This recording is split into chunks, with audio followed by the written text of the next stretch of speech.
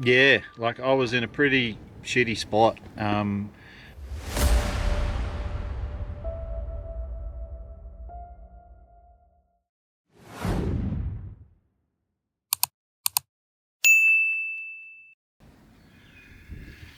Rightio crew. Well, this is the hard part. That was a bit of a run through on the good old beastie, hey?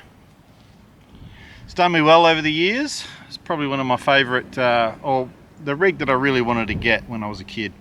It's probably nowhere near perfect. It's a bit of a warts and all kind of deal, but it's what I wanted, and it does exactly what I need it to. Sorry about the wind. Me and Nova are sitting out here on a cliff. I'll do a little bit of a fly around so you can see. Questions and answers, Q&As. Now I've done thanks for everyone who's actually responded. I've got a bunch of questions and stuff. I've actually done this, I've asked for some questions before, and I never actually posted anything. It's very hard. I find it very hard to do this sort of video, and yeah, it's just a bit of a struggle. Like I can't actually answer some of these questions like I would like to answer. Anyway, thanks so much for everyone who's actually bothered to send in a question. I appreciate it. I'm not going to name all of you, but I will answer some of the questions, and I will, because some of the questions have come from people who I don't actually know. Got a question on YouTube. Sorry mate, I don't know your name. I know you're only probably a new subscriber. Thanks so much for subscribing and tuning in and getting an answer. The GU's the bulk stock standard. The question that they asked was, is it a standard engine? And if I had a choice, would I put anything else in it? It's stock standard. It's a 4.2 turbo diesel GU Patrol. As you've probably seen through with the video run through just earlier. I did have all of these aspirations of putting a big fuel pump on it and a bigger turbo and exhaust and all that kind of stuff. I actually bought a heap of gear, a heap of rocker switches and everything for diff locks, winches. I probably should still have a winch because 90% of the stuff that I do is by myself. Like I don't go anywhere, or me and Carly. So it's not really, and Nova.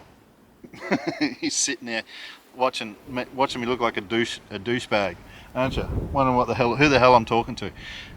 So it's stock standard. I bought all these locker switches, winch switches, all of that kind of stuff, and the ute far exceeded my expectations. I've never really needed, touch wood, never really needed anything to get me out of trouble other than some max tracks, and I don't know, it's just been perfect. Like it's never really gotten bogged. I've never really had too much drama with it. The engine's been great. I don't anticipate, it's got the aerodynamics of a house brick, so I really don't care about going fast. Like I'll sort of sit on 90 to 100k an hour most places, wherever I want to go. Like I'm not in a rush, don't really care. Anyway, so that's that question answered. If I was to put something in it, I love my V8s. I've had V8s most of my life. I would love a Cummins diesel or something like that in it, or a big V8 diesel. I don't know. I just, it's got dual fuel tanks and stuff, and I suppose I can get from Bunbury pretty much to Shark Bay on the 2 tanks of fuel. So I don't necessarily need to switch to petrol and have to stop all the time and get fuel and all that kind of stuff. So I don't really need anything other than what it's got in it. I'd love a V8, but just because of the sound. And in fact, the ute, she's got a use by date. Like, I know I can't keep it forever. I've got aspirations of boating, and it just can't tow what I need it to tow. For those of you that don't know, the GUs and in a coil cab, I don't know about the DX leaf sprung, but they can't tow bugger all. They're good for about 2.2 ton or something like that, and that's not much of it. Well, it is for some people. I suppose it is a decent boat, but I have aspirations of camping and staying off of islands and stuff, and the big girl, she can't tow it. So it is what it is. It's got an end life. We're currently here in Coffin Bay. So we're about 3,000 Ks or something from home. We're supposed to leave yesterday, but we just can't leave. So we're supposed to head home yesterday, but we're still here. So hence why I'm filming this. This was supposed to be all filmed when we did the crossover over the Nullarbor on the cliffs and stuff, but it just didn't happen. So I'm doing it here. We're in Coffin Bay. Deal with it. All right, let's get on to some of the easy ones. The hard ones I'll leave till last, because I still don't know how I'm going to answer them. All right. So, Aussie Brock, mate, freaking legend. You haven't already, go check out Brock's channel. Cool dude. I don't know what the question is. It just says beach fishing for mulloway. Yeah, mate, I absolutely love beach fishing for mulloway. It's probably the most relaxing fishing. I went salmon fishing yesterday, and I was absolutely knackered chasing schools of salmon up and down the beach. I don't even know what the name of the beach was. I'll put it in the video when it comes out. I just went to this random beach. It was just rocky and shitty all the way in there. Stripped a tyre, so that's probably another reason why we're here. We went down to Port Lincoln today to go and find a tyre. I can't find a spare. We've managed to scrounge one up in Sejuna, so we'll pick that up on the way back. I was absolutely knackered. Mulloway fishing is great fun because you can just chuck a rod in the rod holder and sit back on the beach, grab a chair, grab a bevy, chill out, and wait till the rod bends. You know, like that's probably a great little pastime. If you got nothing, if you don't want to run up and down chasing salmon and exhaust yourself, mulloway fishing, that's the go. Oops, just threw the questions away. GWM Tank. I haven't had much to do with you, mate. Thanks so much for the question, though. Much appreciated. I know you have a lot to do with Brad and Jaden. Best Chrissy campsites to avoid the crowds. Campsites. I don't actually do campsites. We've done a little bit this trip. We've done some caravan sites, but because as you've watched in the video, it's the Utes fully sustainable off grid. We've been, even though we've been in a caravan park, we have not touched power. We've not touched their water. Only thing we've used the caravan park for is doing the washing. So I don't use general campsites as such. I like to just drive somewhere, like here. Like there's no road here. There's nothing. Like there's no road, no track. If I wanted to pitch up pull the ute up and just sleep here for the night, I can. Like it doesn't cost me anything. The chances of being found here, like slim to none. I can't see anybody or no roads or nothing around here. So the chances of being found are pretty slim. And that's the benefit of the ute. Like if I had a caravan, yeah, sure, I'd probably need to pull up to a campsite somewhere, and that would be pretty packed at Christmas time. Me personally, I don't do them. So I try and stay away from the beaten tracks, and I go way off grid. Like I'll hide and get away from everybody. So the chances of you finding me even in any of these spots are probably slim to none. So I don't have any really good Chrissy camp spots. I do have some, if you're interested in some, hit me up and I can tell you some good spots around Willie Dam where nobody really knows about, little secret spots away from the crowds. No guarantees that nobody's going to be there, but they're probably a lot better than a caravan park, put it that way. John Finn. Finn's Adventures, another great channel. Do you wish I had a Toyota? Hey, you're not the first person to hit up with these Toyota jokes. I am not Nissan or Toyota biased at all. The only reason I like my Nissan is its coil cab. You can stick your bouncy, leafy Land Cruisers exactly where they need to fit. I enjoy coil all around. This has got airbags on it as well, so it is a little bit stiffer than other coils. But the other thing that I liked about the Nissan is the tray size. I would have, I don't know, not a double, but I would have like at least about 3 people sizes. If you were to lay people sideways, I would have at least 3 people more room on the tray of a Patrol than I would on a Land Cruiser. And that's the only reason that, well, not the only reason, it's one of the biggest reasons why I wanted to patrol, is I really wanted the canopy space. I can fit, as you've seen in the video, I've got a massive big bed in there. It's like a big swag. I can chill out in the back, all of that kind of stuff. And I still have plenty of room for my fridge. All the tubs and everything can go all the way around it. I wouldn't be able to do that with a Land Cruiser. The Land Cruiser, however, I do have a soft spot for the Land Cruiser because of the towing capacity. If I had unlimited budget, now she's not like by any means a expensive rig, even though they are expensive because they're rare. There's not many GU 4.2 coil cabs for sale around Australia. I've seen them upwards of 50 grand for, this is a 95, 96 model or something like that. They're very hard to find in a GU coil cab ST. Bugger all of them around. So if I had a choice, I would love to have the creature comforts of a 79 series with the towing capacity and the tray size of a Nissan Patrol. That would be mint, absolutely perfect. Or make this thing tow 4 ton. That would be ideal. Like, absolutely, in a dream world, this thing towing 4 ton, spot on. Jaden, Jag the Joker, unlimited budget, same car you got now, would you change much on your full drive? Great question, mate. Absolutely spot on. Would I change much? The only thing that I have regrets on with this car is the canvas canopy. It probably has served its purpose. The canvas is about 8 to 9 years old. It's pretty much not waterproof anymore because of the tracks and stuff that I take it in.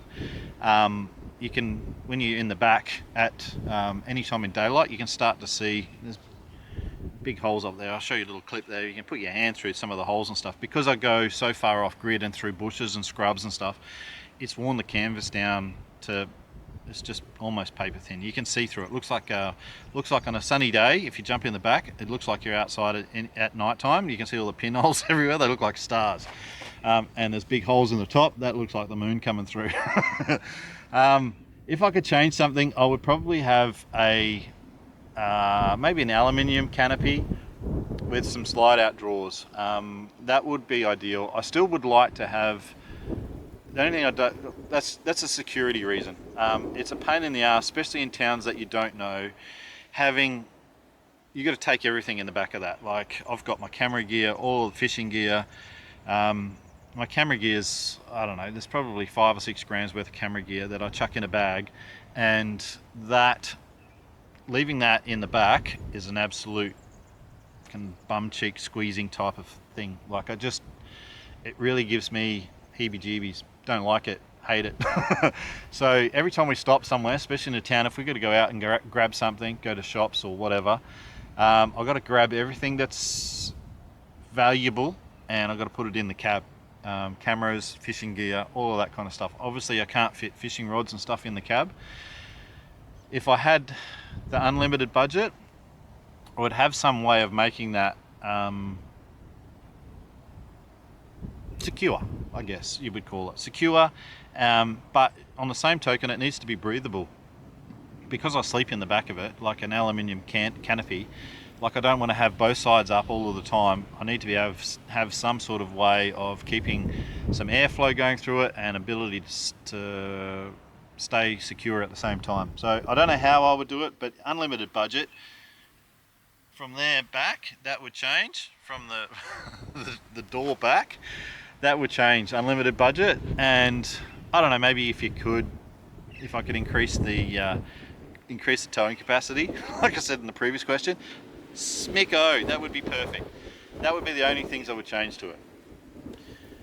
What you got into fishing, camping, and what do you like about it so much? Fishing and camping. I actually grew up in the middle of nowhere. Well, you would have seen in the videos, you'll see in the videos coming up. I grew up in a town called Norseman. We didn't have any beaches or anything like that. We used to go to Esperance and fish quite a bit. And my dad was not much of a fisherman, but he had expensive fishing gear. And I used to grab all of his stuff all the time and go and fish, much to his dismay. I quite often broke his expensive Mitchell reels and all that kind of stuff just without knowing or having an understanding of their value.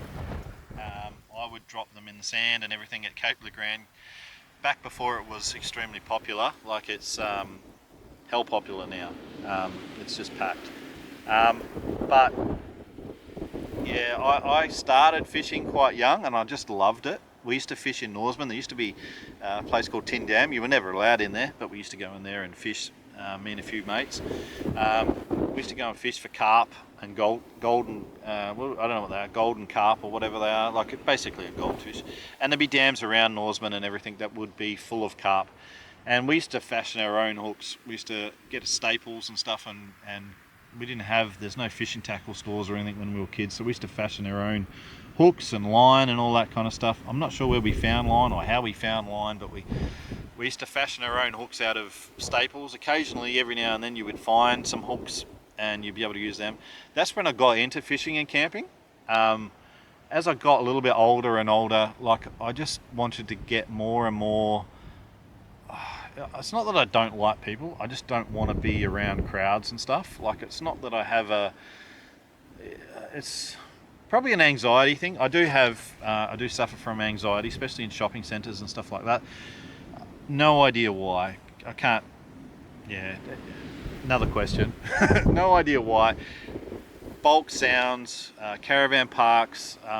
I go into somewhere like, I don't know if you've ever been into Coral Bay. That just gives me the heebie-jeebies. That's got to be the worst place on earth. Most beautiful beaches I've ever been to, some of the most. But as far as caravanning and camping in Coral Bay, that's me out. Can't deal with it. Just so many people all of the time, and I just can't cope with it. So that's where I got into fishing and camping. It's probably progressed a lot since then. I've actually gone into further and further off-grid spots. And doing trips like this, we had no set time, no set places to go. We could have made it all the way to the Northern Territory. We didn't really know. The goal was, at the start of the trip, was to catch salmon somewhere that salmon weren't supposed to be yet. Well, not where they're not supposed to be. They're not supposed to be in Western Australia yet, and you could probably catch them. There'd be some stragglers down at Ugarup and stuff. But we just wanted to get out and come to places like where they would be, so South Australia. And I grew up on Norseman. Never ever have I ever crossed the Nullarbor. Lived in Norseman for 20 odd years and never crossed the Nullarbor. So that was on my bucket list. I actually saw and rewatched Cam Wild while touring. Thanks for tuning in. We saw their video, or his video, and I really would have liked to have, and in fact we probably would have if it wasn't for Nova. We can't take Nova into national parks. Cam did all of these tracks and stuff, and a lot of them went to, he ended up near Ayers Rock and the Bungles and all that kind of stuff. And I would absolutely love that, but it's a national park. So I just can't, wasn't prepared to leave Nova at home. So I just couldn't. So anyway, so we've basically mimicked a little bit of his trip, and we'll probably steam home in about 3 days or something like that, because we need to get home for Christmas. It's almost Christmas. In fact, this video will be released right before Christmas, hopefully. What else have we got? Brooke, what's your favourite fishing spot in the Bunbury area? And what's your favourite fish to catch? My favourite fish to catch is salmon. I love catching salmon. Anything that fights good, pound for pound, salmon, pink snapper. I love catching them just for the fun of it, a little bit of a thrill. I don't enjoy the chasing salmon as much as you can sit down and just chill out, throw a muley in the water and just wait till it buckles over. But there's something about chasing salmon schools up and down the beach. Like you'll see in the coming videos, like I was bolting up and down beaches and stuff with my stuffed hips, just chasing salmon schools, and it was so much fun. I absolutely love it. Bloody so good, but can't do that obviously in the Bunbury area.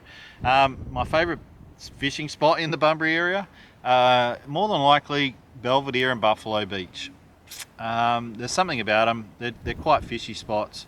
You have a little bit more chance, I guess, of catching. It's very hard to catch fish in the Bunbury area as it is, because we're in a bit of a bay, so you only really get the It's called the Geograph Bay. The naturalist current sort of runs through and sort of doesn't touch until north of Bunbury. So you'll only get your shore runners like your tailor and all of that, herring, whiting, occasional salmon during the salmon run, actually touch the beaches up a little bit further. But the further north you go, the more fish tend to pop up. So as far as driving, I don't want to drive too far, but Belvedere and Buffalo Beach, probably the best in the Bunbury area. There's better beaches, there's definitely better times. As far as fishable wise, you could say Ugrap's probably one of my favourite beaches to go to, but you can only go at certain times of the year, and you can only go in certain winds. So you can go down there and it can be an absolute terrible day, and I mean, you'll catch heaps of fish, but you're just going to struggle with the wind and seaweed and all that kind of stuff. So it's not much fun, at all. Brad, good on you, Brad. Brad from Red Dust Adventures. Go and give him a little bit of a follow over there on the YouTube. Brad's a great mate of mine, and he's doing wonderful things with his quads. Love you, Brad and Fee. But your questions, they're all the same, mate. Everywhere they're the same. Why aren't you catching any fish? I have a video for you, mate. It's coming up. I've actually teased Brad. Every time he goes out, I've never seen him catch a fish. So he's like to tease me and say, why haven't you caught any fish? Mate, I've caught some bloody fish. You'll see in the next couple of episodes. There's some salmon, there's some King George, all the good stuff just for you, buddy. Just for you. Now, some of the other questions. What are your thoughts about the YouTube scene? Pete from Wacker. This is going to be... some of these are where it starts to get happy. Second one, are you happy? Let's answer that one first. Am I happy? Mate, I am happy as a pig in shit right now. I am living absolute dream. For the last, I don't know how long it's been, 6 months, I have spent a month in Shark Bay, a month in Indonesia, and a month traveling in the Big Girl. No agendas, nothing, just winging it. So I've done 3 trips in the last 6 months, and they've all been bloody awesome, and it's made me extremely happy. The only thing that's bothering me, these freaking hips, they are absolutely destroying me at the moment.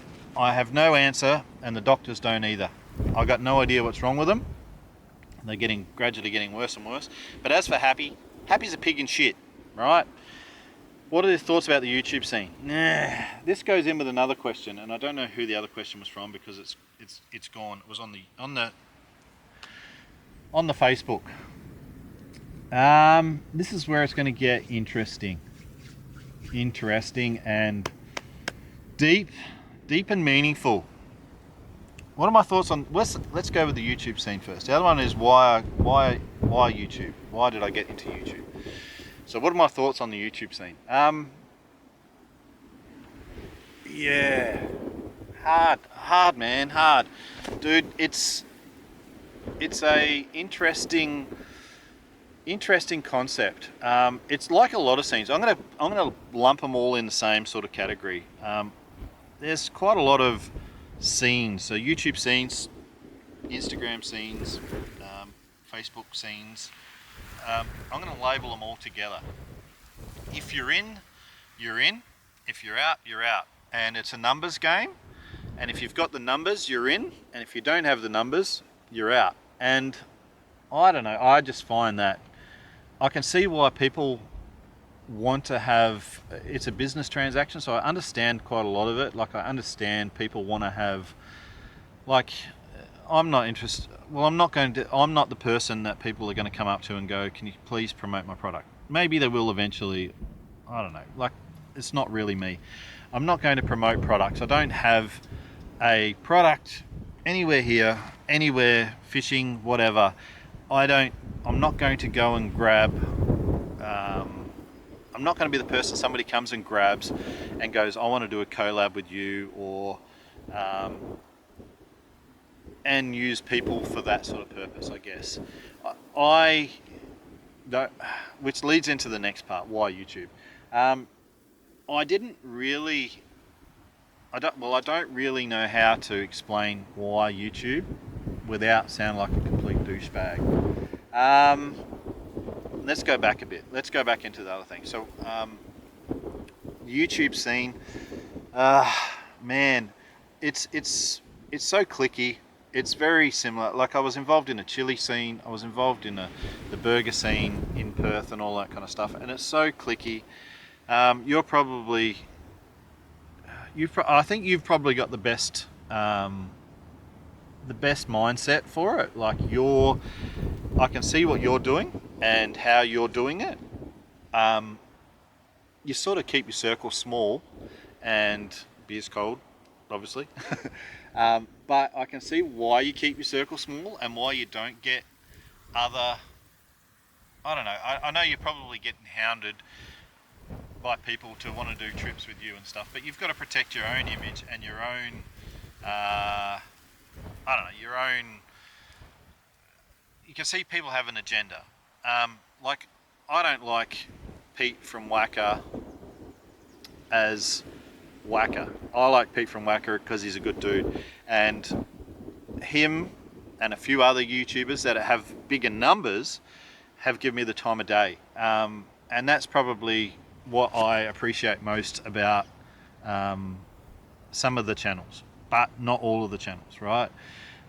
So some of the YouTube scene is pretty bullshit. Like, a lot of people, I've heard and overheard people talk shit about people with small numbers, and, you know, why are they doing this and why are they doing that, and why would you get somebody with such a small audience why would you get somebody to promote your product and get 50 views and all that kind of stuff. So I've seen and heard all of that, and I don't actually appreciate it. Like, I hate golf, absolutely cannot stand golf, but I understand the concept of golf, and I find YouTube should be the same as golf. You shouldn't actually be going out to compete against somebody.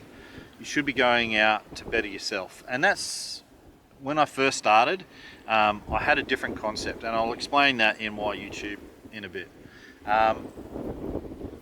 So golf, you got to beat yourself, right? So it's sort of like I listened to your podcast, Pete, and you were saying about people get into lawns golf and whatever the other thing was that you mentioned. I can see why golf. YouTube is very similar to golf, and you probably don't understand it. Maybe you do. But you should be going out there to compete and get better in yourself.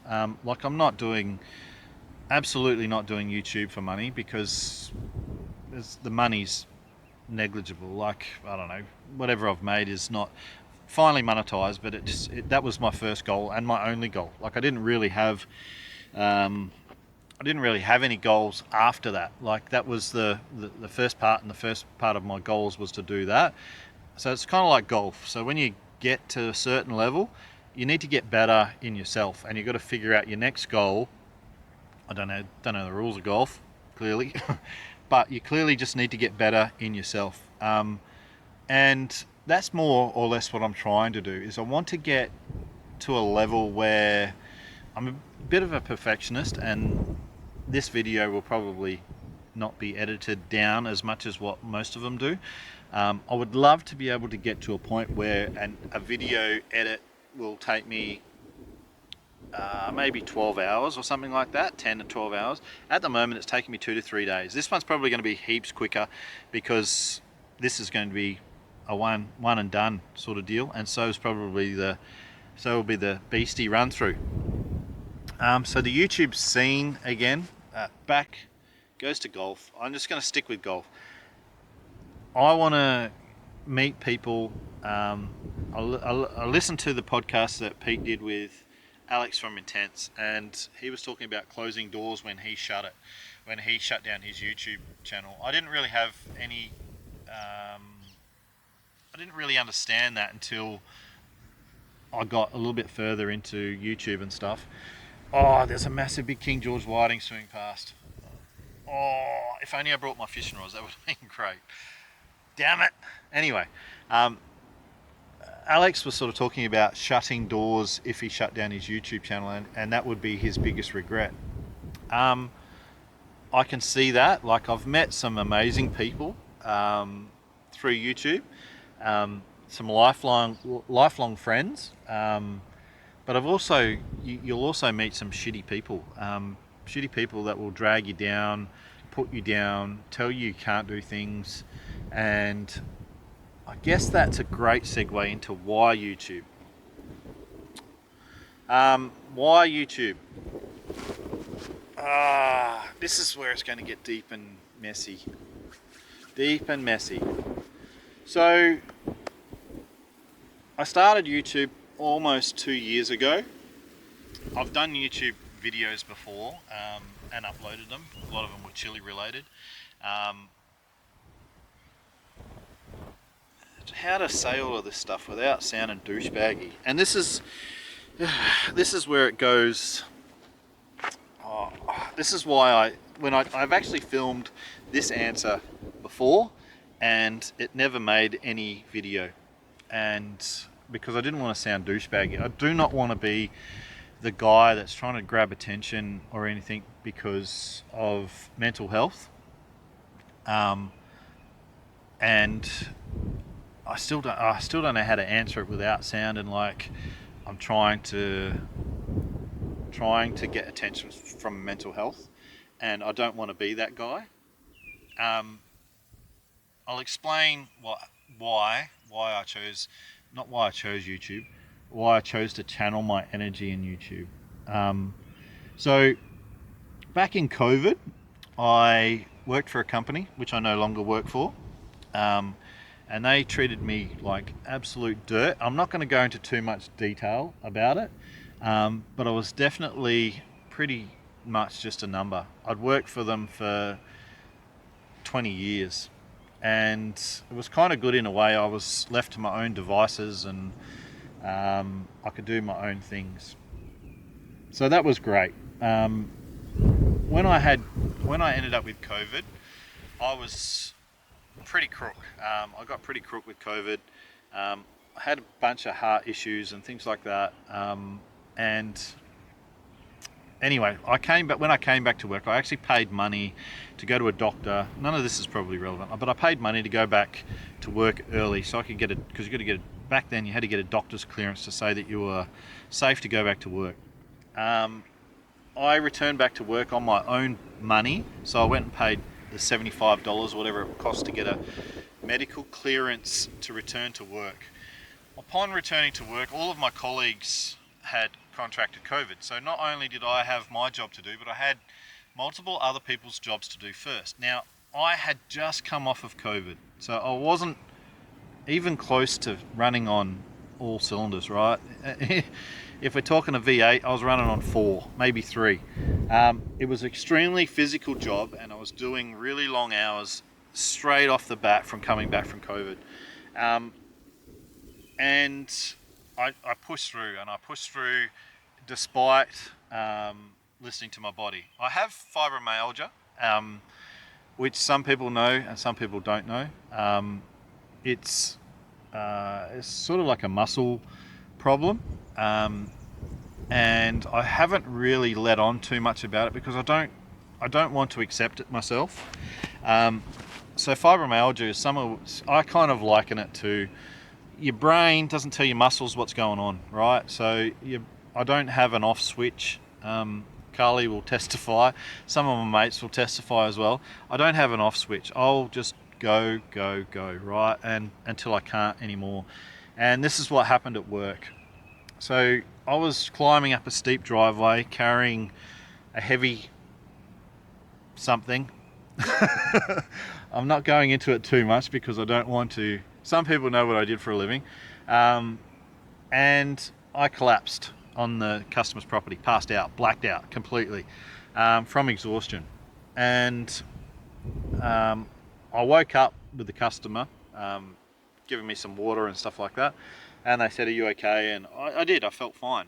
I went and got back in the car and I rang my supervisor at the time and said, "Look, I've just blacked out." And they said, "How do you feel?" And I said, "Oh, I'm okay. I'm not real happy about," and I sent them, there was bunches of emails and stuff that I forward backwards and forwards that I never ever got a response from. Anyway, long story. So I went back to work based on they said basically if you're feeling fine, we need you to return back to work because there was work that needed to be done.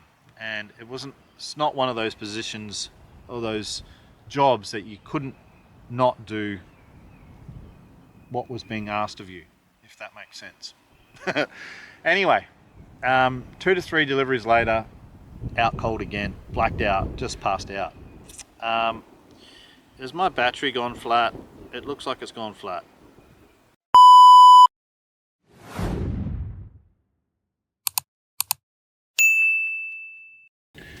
Righto, don't know where we got to, but you have to stay in there right now because that's the only way I can keep the battery up.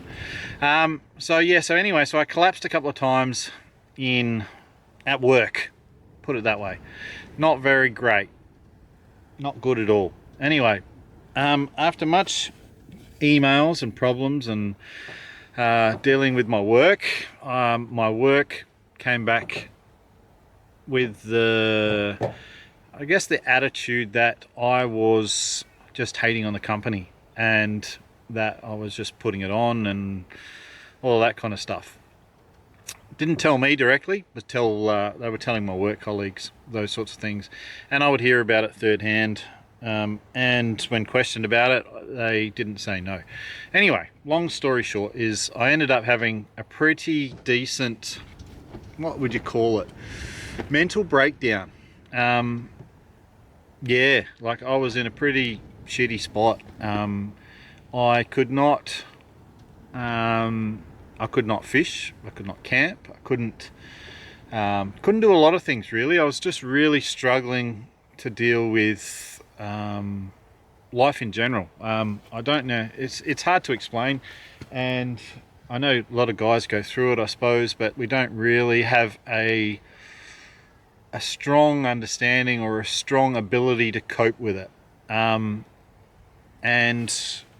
I applaud guys that can go and speak out and talk to different people and have the courage and strength to talk to their mates. And I don't know that doing a video like on YouTube like this is necessarily going to, I'd rather go and speak to mates. And don't get me wrong, my mates and stuff were very helpful. They gave me a great base and good people to talk to. I've got great friends and stuff to be able to cope with that situation. But for some reason, I just shut down. I was pretty hurt that the company that I worked for such a long period of time pretty much just gave me the fob off and said that I was, what would you call it? What did they say? Their words were something on the lines of, he's just hating on the company, which was hectic to deal with, right? I wasn't hating on the company at all, even though I did hate on the company. I was really struggling mentally. I completely shut down. And I was not able to cope. I was strong enough to be able to tell friends and stuff what I was going through, and I was strong enough to seek help and admit that I had an issue. And that led me to obviously counselling and medication, which I took for a couple of months, I suppose, and I started seeing a counsellor, and I didn't actually at the time believe in counselling. I don't actually know that counselling is right for some people. It is. I didn't believe it was right for me, but it was. It gave me clarity, I suppose. The bit that basically gave me the most, I don't know, the most courage and the most ability was something that the counsellor said. She was quite informative. She was very smart, and every guy and everybody thinks that they're emotionally intelligent. I consider myself, I suppose, reasonably emotionally intelligent. But when you go and speak to somebody who's got real understanding and stuff, you feel so insignificant. They just have this knowledge that's so much better than you. Anyway, so I spoke to her, and she basically said to me, how was it worded? You can't change what people do to you. You can only change what your response to that is, which is very profound, I guess. Like, it's only your response to what you've been given that you have any control over. You can't control if someone's a douchebag or a dick or something like that. So it's only you who can control the outcome and how you feel about what they've done.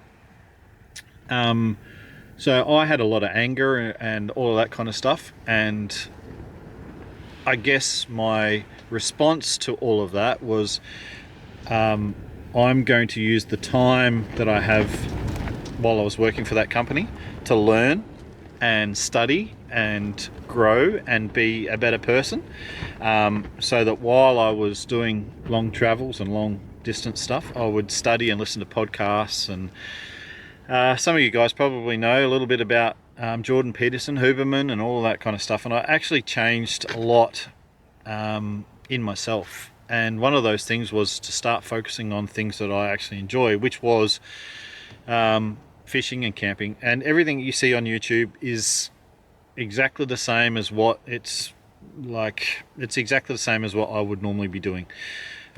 Anybody that you can speak to, any of my friends, family, or anything like that, will tell you exactly the same stuff. Like, I'm no different to on camera as I am in real life. I'll still fish and run myself stupid and catch fish and run around like an idiot and all that kind of stuff without a camera there. I don't need a camera. So the only thing that changed for me for YouTube was I bought a couple of GoPros. I had an old GoPro 5. That's what I started with. And my phone. And my first few videos started with that.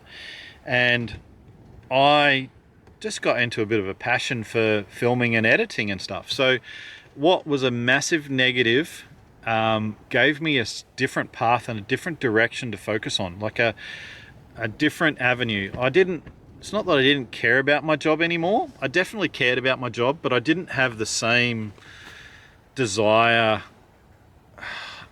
There's so, I could go for freaking hours talking about, how people will work for a company and work out in the rain, yet you won't go out and fish in the rain because you're worried about getting wet, or you won't look after your health. You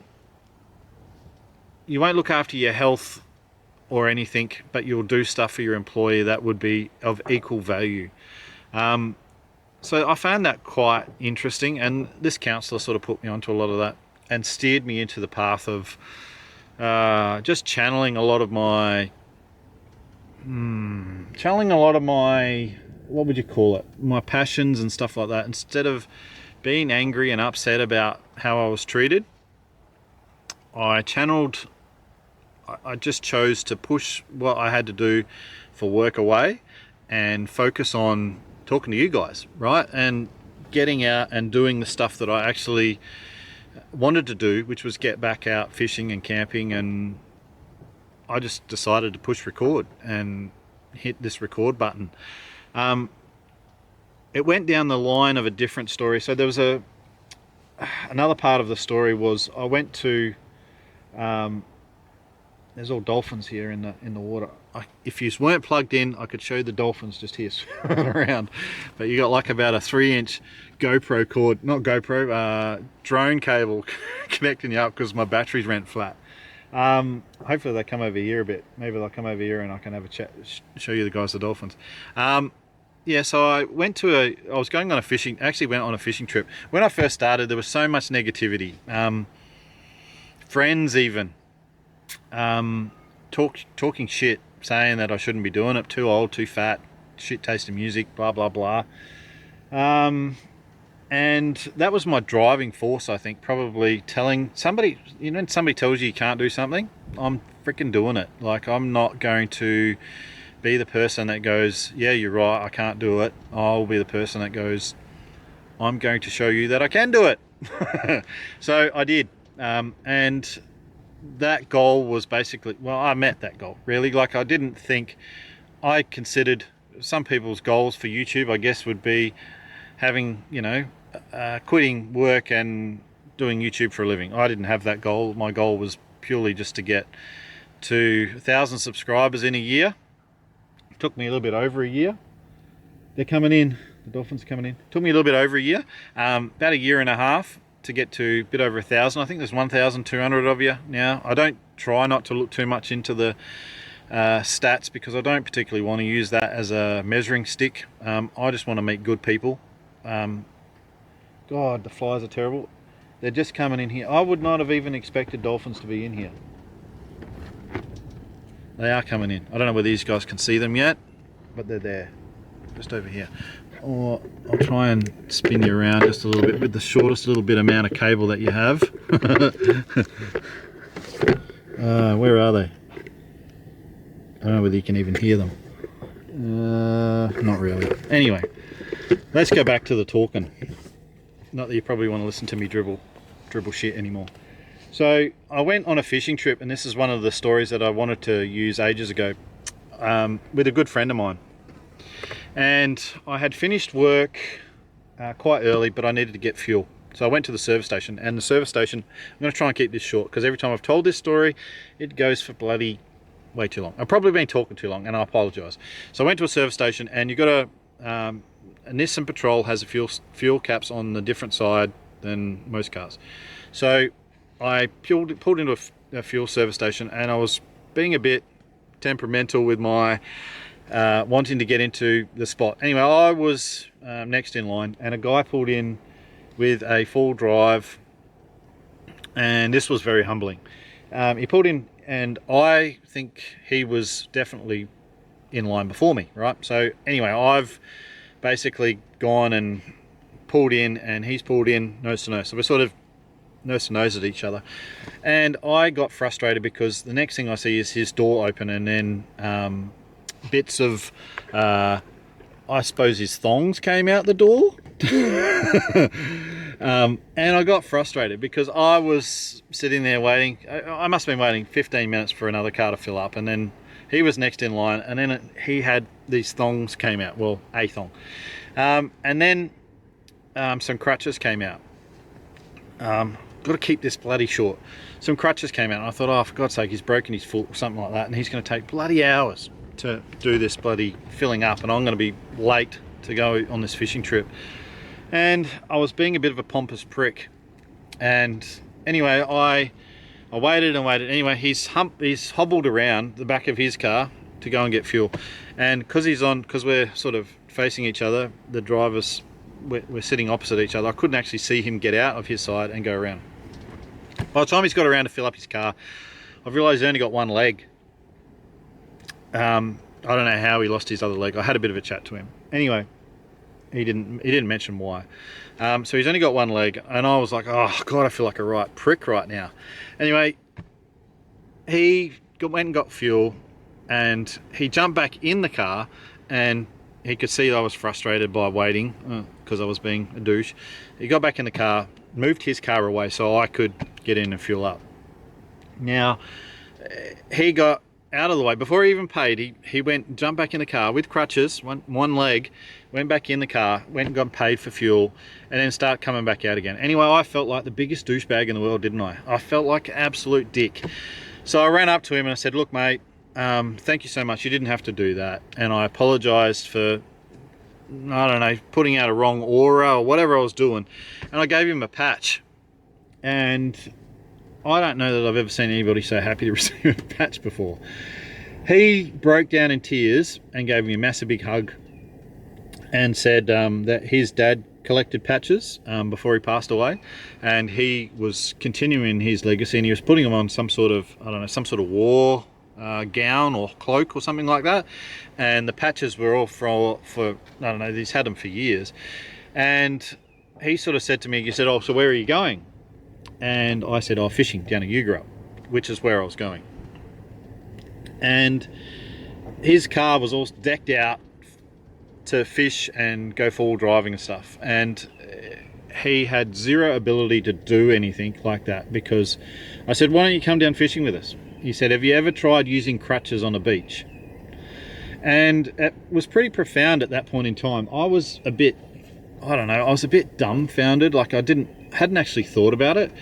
And it does come across as really dicky and sucky to think that, like, we're pretty lucky to have, two legs and a heartbeat and be able to go fishing. I was being impatient and didn't want to wait for fuel, and this guy who loved fishing clearly had a car set up and everything for it, but he can't go fishing. He just couldn't get to any of these spots. I did give him my number and he hasn't taken me up on taking him fishing or anything. But God, I felt like such a dick. And I've recorded this, and I don't even know if this bit will make it. I've recorded this 3 or 4 times. Every time somebody says to me, why YouTube? Why do you want to do YouTube? And all that kind of stuff. He's watching me, he's probably watching this. He's watching me go out and have a great time and fish. And I hope he gets something out of it. I hope he can enjoy some sort of part of his life where he can sit in front of a TV and enjoy someone going fishing or camping or doing whatever they want to do and living a bit of life. And that's a pretty good push to keep doing it, right? For me anyway. Like I don't want to come across as a dick or a douche, and why I'm doing it is to please me or please other people or whatever it is. It's really not. I'm doing exactly the same as what I normally would. I just do it pointing and talking to this thing, which I don't know. I don't even know if I sound good. It's just me. I don't care what other people are doing or what other people say or how everything is. I'm just doing this just for me. And probably the big scary part of it was I didn't know when I was having heart issues and stuff what I was going to be able to do. Was I don't want to get dark. Was I always going to be able to go fishing, you know? And what will my kids have to remember me by? And if I can just film a little bit, put it up on YouTube, and they can watch it, they can enjoy it. If they want to, in years down, they can take it. Ocean Art Adventures will be something that I can leave to my family. Yeah, anyway, that's deep. Excuse me.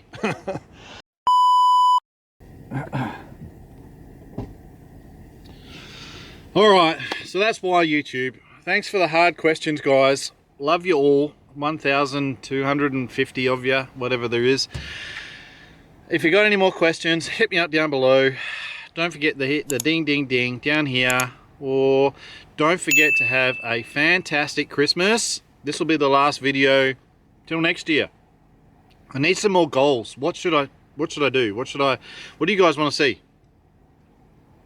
I don't know. I've done what I wanted to do. I've got YouTube, I got 1,000 subscribers, and I got it monetized.